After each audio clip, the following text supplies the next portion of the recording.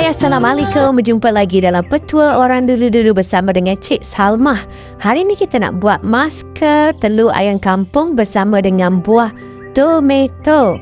Masker ini mempunyai banyak kelebihan dan khasiat dalamnya, iaitu mempunyai vitamin A, C dan juga protein. Malah ia mengurangkan kusam di wajah kita, mencerahkan, menghaluskan kulit, menancarkan, juga membuang penuaan di muka kita. Dan kita ambil sebiji tomato untuk kita parut tomato ni sampai mengeluarkan airnya. Jom kita buat. Kita sediakan satu pinggan untuk kita parut tomato ini.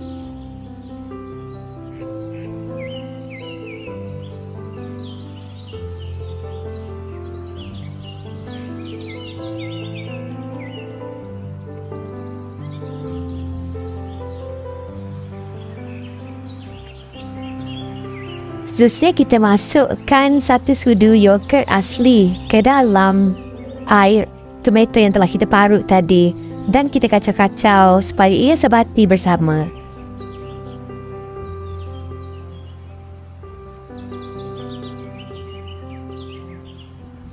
Seterusnya kita ambil pula sebiji telur ayam kampung. Kita nak ambil putihnya sahaja dan masukkan ke dalam ramuan kita tadi.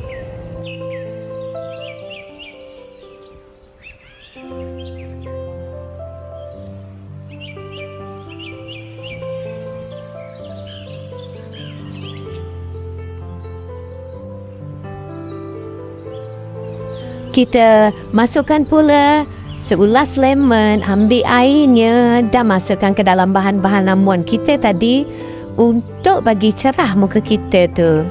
Dan masker kita pun dah siap. Masker ini sesuai juga untuk muka sesiapa yang sensitif. Ia bagus untuk melembapkan dan menghaluskan kulit wajah, malah menganjalkan lagi. Jangan lupa berjumpa lagi dalam Petua Cik Salmah. Ada petua yang Cik Salmah nak kongsi. Jumpa lagi. Assalamualaikum.